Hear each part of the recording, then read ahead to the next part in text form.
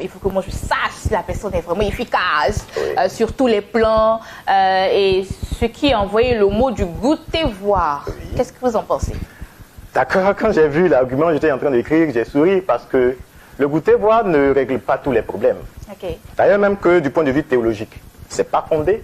Parce que, permettez-moi que j'explique une loi dans la loi juive que les chrétiens ne connaissent pas assez. Ça s'appelle le mariage punitif. Le mariage punitif consiste à obliger le coupable d'un délit sexuel à épouser sa victime. Pourquoi? Les juifs ne marient pas les fils des vierges qui ne sont pas promunis d'un acte de divorce. Chez les juifs, lorsque vous vous mariez, on vous signe un acte de mariage, ketouba en hébreu. Et lorsque vous divorcez, on vous signe un acte de divorce, get.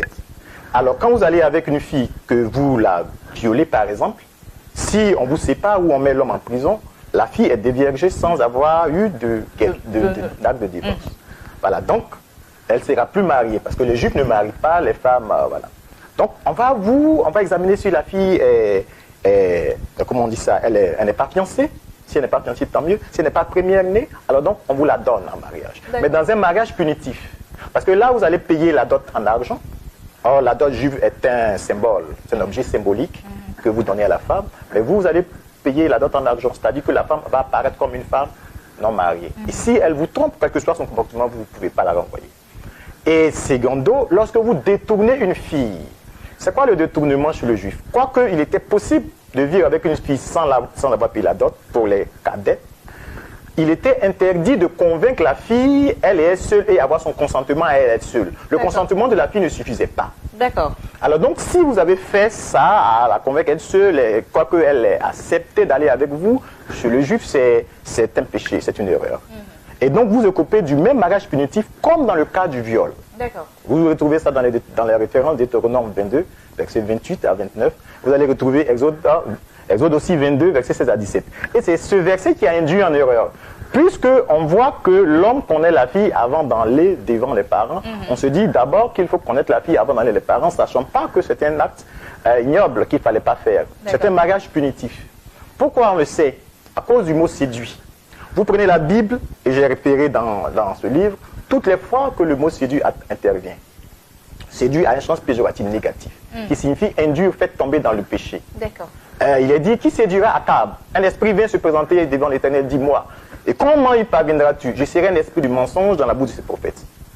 Donc, on séduit que par le mensonge. Dieu demande à Ève, qu'est-ce qui s'est passé? Il dit, le diable m'a séduit et j'ai péché.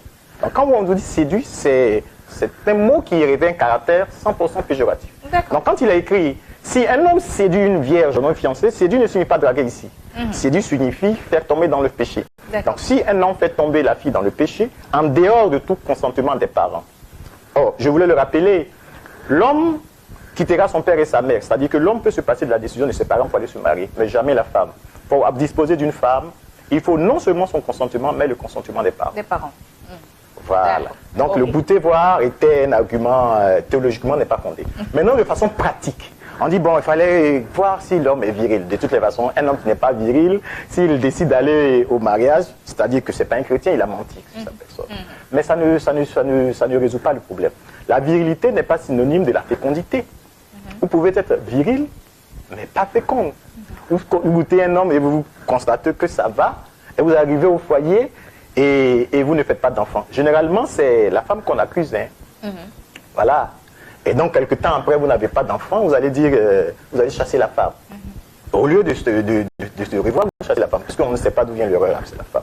Et la femme qui se remarie, qui fait un enfant ou des enfants, et vous qui vous remariez, vous ne faites pas d'enfant. C'est-à-dire que vous avez chassé à tort quelqu'un d'innocent. Voilà. Il y a plusieurs causes de fécondité chez l'homme. Comment ça, la zoospermie, la stéatoctomie, la varicocèle, tout ça qui fait que les garçons aussi ne reproduisent pas. Donc, vous avez juste testé la virilité. Mais est-ce que vous avez testé la fécondité? Dans le mariage, il faudrait savoir deux choses. Il y a la phénotype, c'est-à-dire l'étude des caractères apparents. Et la généotype, c'est-à-dire l'étude des caractères internes, ce que vous ne pouvez pas découvrir. Alors, en allant au sexe, vous ne pouvez pas tout découvrir. Vous ne pouvez pas, par exemple, découvrir le registre d'une femme en allant avec elle, si elle est négative ou positive. Il y a des femmes qui ont été, ma foi, accusées de sorcières, parce qu'en allaitant leur bébé, le bébé meurt. Alors qu'il fallait juste leur piquer un antidé. Au village, on a dit elle est sorcière, on l'a chassée. Donc, vous ne pouvez pas connaître le registre d'une personne en allant avec elle. Et il y a aussi cette histoire de AS, de SS. Oui, oui. Voilà. Le test de l'être fait, Voilà, pour savoir si la personne est atteinte de la dépression. Effectivement, pour ne pas faire des enfants futurs de bonne père. Et là, donc, mais en allant avec elle, comment vous le saurez? Vous ne pouvez pas le savoir. Ok. Donc, quel est le comportement, le bon comportement? Il y a quelques examens quand même. Il y a quelques examens quand même. Examen médical. Effectivement, auquel il faut se soumettre. Parce que nous avons des antécédents. Je disais aux gens en souriant que Dieu, quand il disait à Odéva, il prend une prostituée, on a dit, ah, mais Dieu, pourquoi il fait ça? Mais la plupart, si on veut voir selon la loi juive, les filles que nous avons, entre griffes, excusez-moi, portent de griffes, puisque si elle est déviergée, qu'elle n'a pas été mariée, elle porte étiquette de prostituée. Chez le juif, la prostituée ou le prostitué n'a pas la même signification chez nous. Si vous avez connu un seul homme dans votre vie et qu'il ne vous a pas marié, vous portez le cas. Mais donc, les filles en ont connu plusieurs hommes. Et peut-être dans leur parcours, elles ont eu des maladies, des IST. Or, les IST, parfois, sont la cause de l'infécondité chez la femme. D'accord.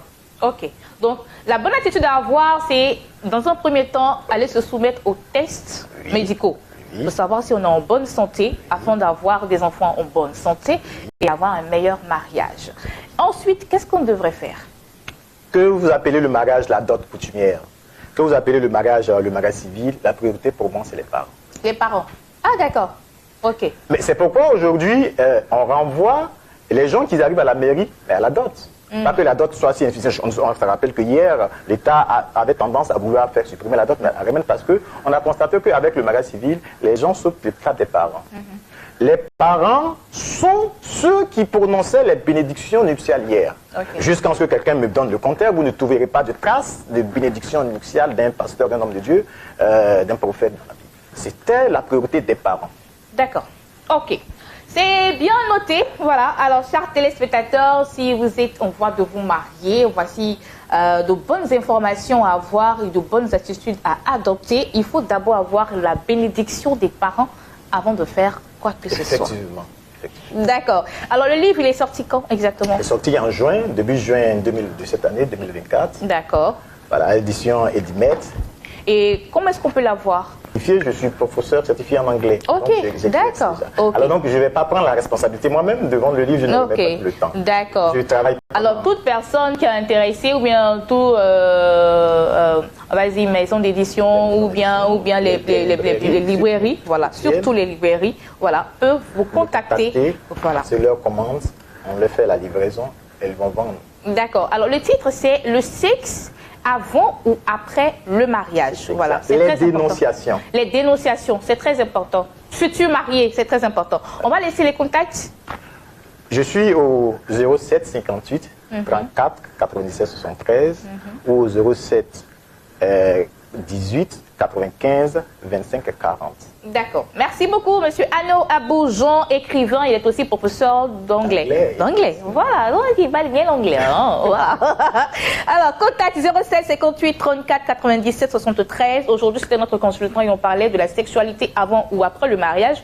Et c'est le titre de son livre qu'il a fait sortir. On va le montrer aux téléspectateurs. Voilà.